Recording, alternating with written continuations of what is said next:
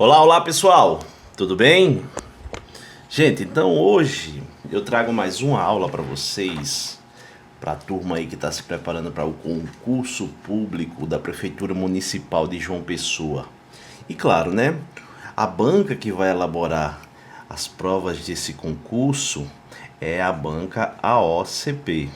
Então você, claro, tem o pessoal que vai fazer o concurso da Prefeitura Municipal de João Pessoa, mas você que está se preparando para qualquer outro concurso que tem como banca a OCP, não esquece de se inscrever nesse canal, fica aqui, acompanhe as aulas, preste atenção no modelo das questões que a OCP gosta de cobrar na parte de raciocínio lógico e alguns conteúdos puramente matemáticos. Então assim, antes da gente iniciar, deixa eu pedir uma coisa a vocês, se inscrevam no canal, dá um like nesse vídeo, compartilha, ativa o sininho para receber as notificações de vídeos novos, tá certo?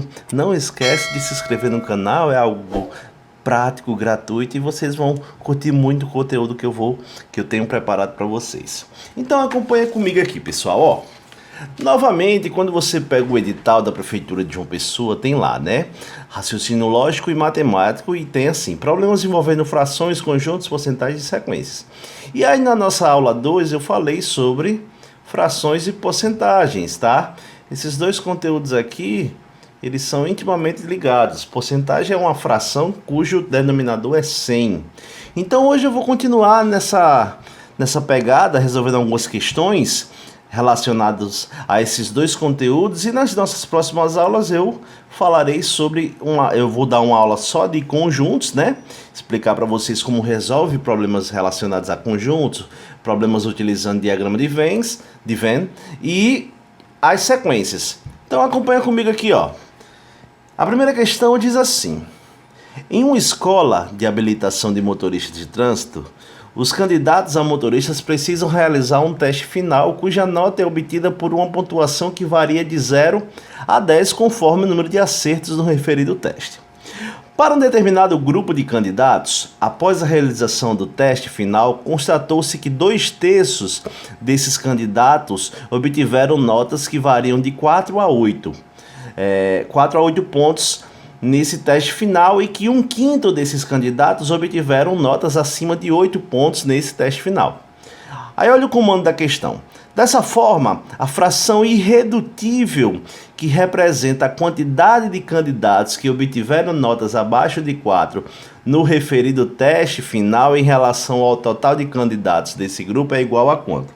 Então deixa eu explicar uma coisinha antes da gente resolver essa questão. Ele fala aqui de fração irredutível. Deixa eu explicar para vocês o que significa uma fração ser irredutível, pessoal.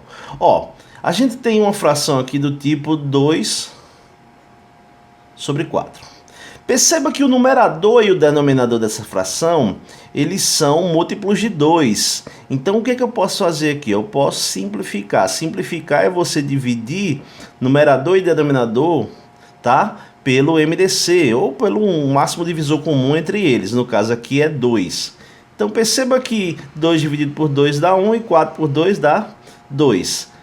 1/2, né, meio, é a fração irredutível. Perceba que eu não posso mais simplificar, não consigo mais achar um número que eu consiga dividir os dois ao mesmo tempo.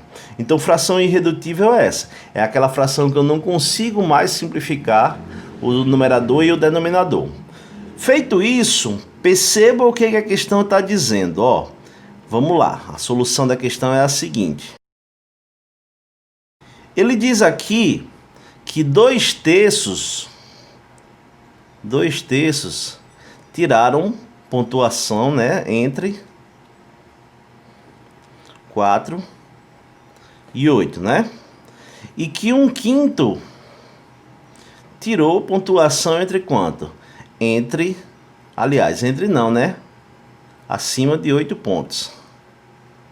Tá? Entenda que eu estou colocando essa nomenclatura maior, mas é para dizer que 1/5 dos candidatos obtiveram nota maior que 8. Então o que acontece aqui? Observe para essa fração 1/5. Deixa eu apagar aqui aquela fração irredutível para eu mostrar para vocês o que acontece. Bem, eu posso pensar assim, tá? Eu vou explicar dessa forma. Pensa que eu tenha uma barrinha aqui e ela está dividida em 5 partes iguais, né? 1, 2, 3, 4, 5. E 1/5 desse pessoal aqui tirou nota acima de 8. O que é que me resta aqui? Me resta 4/5. Ou seja, esses 4/5 tiraram notas abaixo de 8 pontos. Então 4/5 é abaixo de 8. Só que perceba que a questão fala que 2/3 tiraram notas entre 4 e 8. Então desses 4/5 que tiraram notas abaixo de 8, eu vou tirar os 2/3, que foram aqueles que tiraram pontuação entre 4 e 8.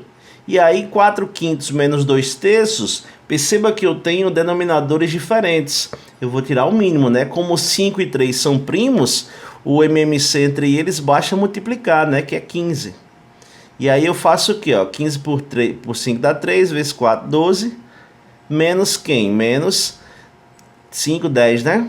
Então aí eu chego a quanto? 12 menos 10 eu fico com 2 sobre quanto? Sobre 15.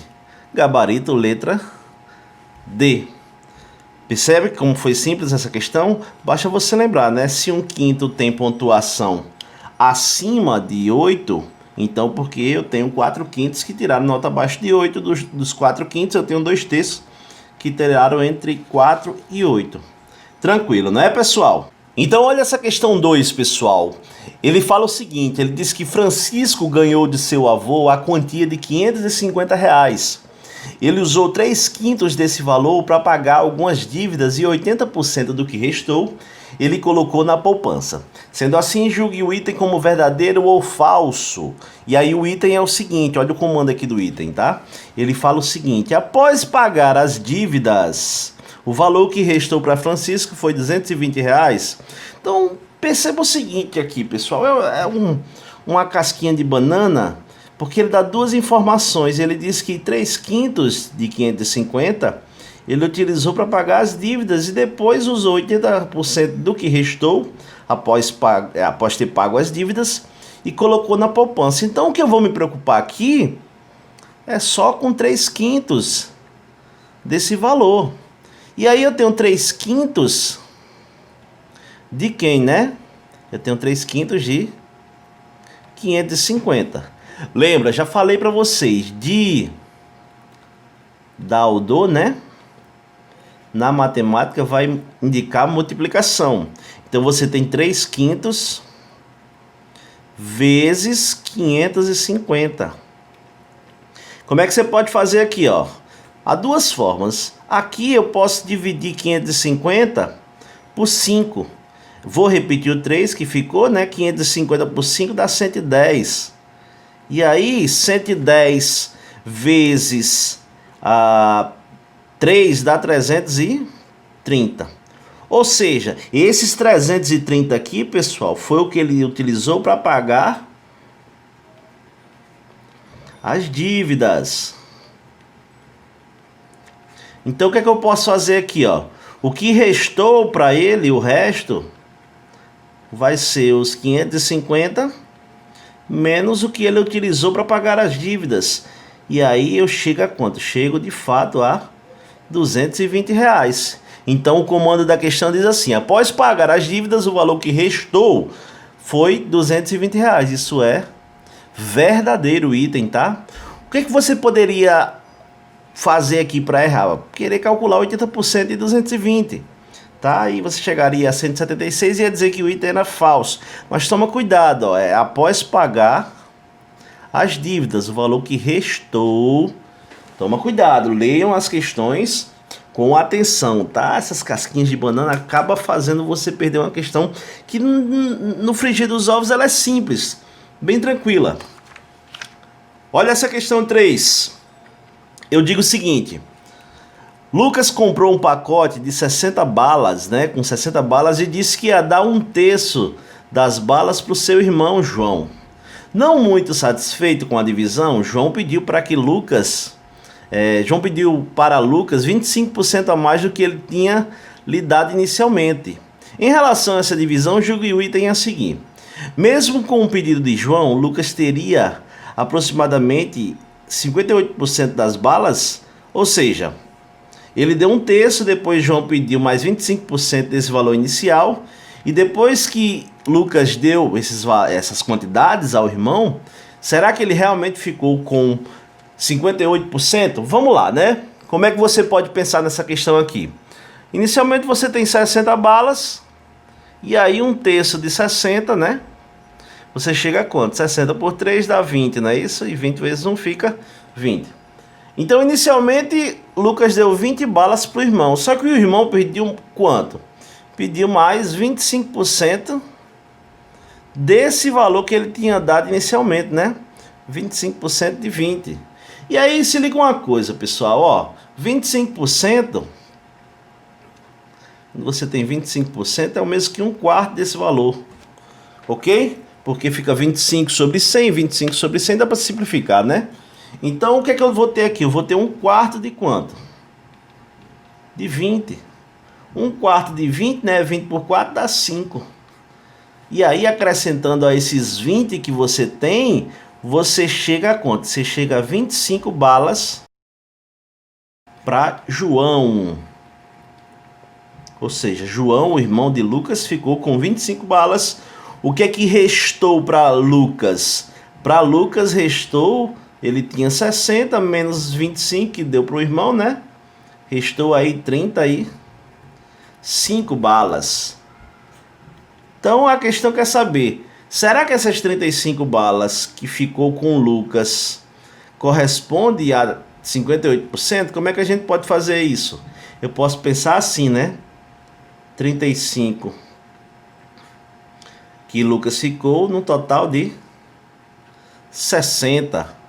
35 por 60, pessoal, você chega a quanto? Você pode simplificar essa fração aqui, se você quiser, por 5. 35 por 5 dá 7, né? 60 por 5 dá 12. E aí, perceba que 7 é mais que a metade de 12, né? Se fosse 50% aqui, seria 6 sobre 12. Então, de fato, isso aqui é aproximadamente 58%. Você dividir aí, você chega a quanto? Você chega a 0,583 aproximadamente. Multiplicando aqui por 100, você vai chegar a aproximadamente 58%, tá? Mas aqui, pela fração 7 sobre 12, dá para você perceber que, de fato, é aproximadamente 50%. Então esse item é verdadeiro, pessoal. Gostaram dessa questão? Viu aí como ela é simples? Vamos para a questão de número 4. Questão de número 4 fala assim, ó. Um homem estava viajando quando percebeu que o marcador de combustível do seu carro indicava 1/3 do tanque cheio. Então ele decidiu parar em um posto e abastecer colocando 25 litros de gasolina. Ao ligar o carro, percebeu que agora o marcador indicava 3/4 do tanque cheio. Então fez algumas contas e verificou que o tanque do seu carro tem a capacidade de quanto? Gente, essa questão aqui vai envolver frações, mas você vai ter que montar uma equaçãozinha para resolver, tá? Ó, como é que você pode pensar aqui? Ele quer saber a quantidade inicial do tanque, né? Então seja X a quantidade total do tanque. Inicialmente ele tinha 1/3 de quanto? 1/3 dessa quantidade, ou seja, 1/3 não, 1/8, desculpa, 1/8 de X, né? Que nada mais é do que X sobre 8. Então ele tinha uma quantidade inicial que era X sobre 8. Abasteceu mais quanto? Abasteceu mais 25 litros. E depois disso tudo, depois de ter feito isso, ele já tinha essa quantidade e abasteceu essa. Ficou com quanto? Ficou com 3/4 dessa quantidade, ou seja, ficou com 3x sobre 4.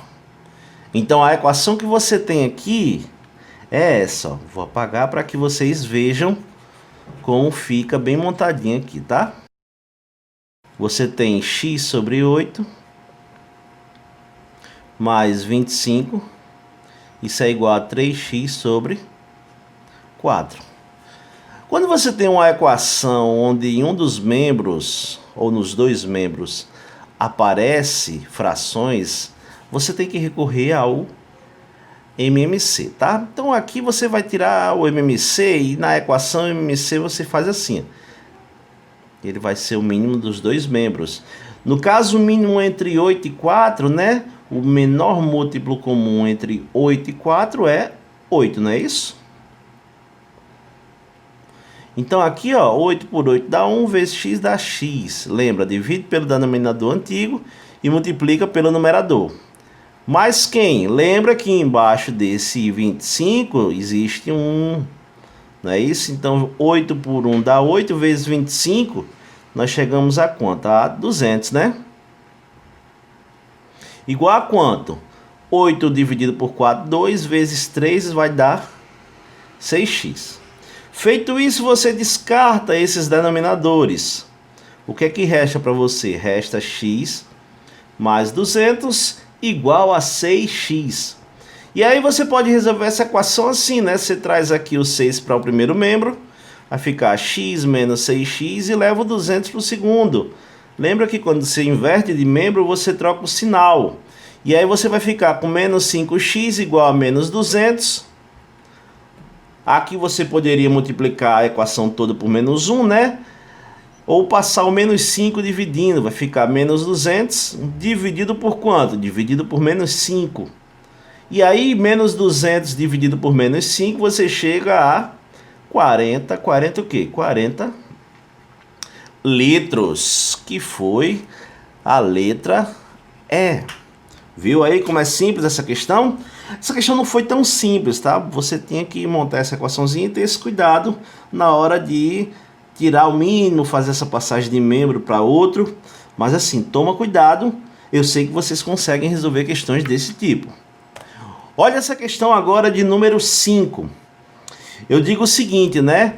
Ao estudar para um concurso, uma candidata comprou uma apostila com várias disciplinas que seriam abordadas nele, né? Nele no concurso. Verificou que teria 3 meses para se preparar e que veria apenas uma vez cada página daquela apostila. Fez o seguinte planejamento mensal, né? Para dividir e controlar seu tempo. Desculpa. No primeiro mês, ela estudou 3/8 da apostila. Querendo ganhar tempo no segundo mês, estudou 1/3 de toda a apostila. E aí o comando da questão é o seguinte: assinale a alternativa que representa a quantidade da apostila que restou para a candidata estudar no terceiro mês. Então o que é que você pode fazer aqui, pessoal? Ó, no primeiro mês, ela estudou... No primeiro mês, né? Ela estudou... Ó, vou fazer assim, no primeiro mês... Ela estudou 3/8, não foi, ó? Primeiro mês, ela estudou 3/8. No segundo mês, ela estudou quanto? Estudou 1/3. Somando esses valores aí, ela estudou um total de quanto, né? Ela estudou, tirando o mínimo aqui entre 8 e 3, né? Vamos lembrar como é que tira o mínimo, pessoal? O MMC você pode fazer assim, né? 8 e 3, aqui você pode dividir por 8 é o mesmo que 2 elevado ao cubo, né? Então você pode dividir logo por 8, fica 1 e repete o 3. 3 fica 1 em 1, né? Aqui vai ficar 24. Então, o que é que eu posso fazer aqui, ó? Aqui vai dar 9, mais quanto? Mais 8. 9 mais 8, nós chegamos a 17 sobre 24. Ou seja, ela estudou aí um total de 17/24 da apostila. Para que ela complete a apostila toda, no terceiro mês ela tem que estudar quanto? Se eu tenho 17 sobre 24, para que eu chegue a 24 aqui, falta quanto a 17? Falta 7. Então, o que é que resta para ela estudar? Resta 7 24avos. Tudo bem? Gabarito letra D. Então, pessoal, espero que vocês tenham gostado dessas 5 questões, tá? eu não vou me alongar muito, mas percebam como a OCP gosta de cobrar questões envolvendo fração, envolvendo porcentagem. E assim, chega um momento que a gente tem que ver o modelo de questões que a banca cobra, tá bom? As bancas têm esse hábito, eles só mudam algumas coisinhas, mas segue mesmo o padrão. Então, pessoal, eu espero que vocês tenham gostado. Antes de encerrar, deixa eu pedir uma coisa a vocês, se inscrevam no canal, tá bom? Dá um like aí nesse vídeo, ativa as notificações para receber novos vídeos. Não esquece, aperta aí o botãozinho de se inscrever, tá bom? Forte abraço a todos.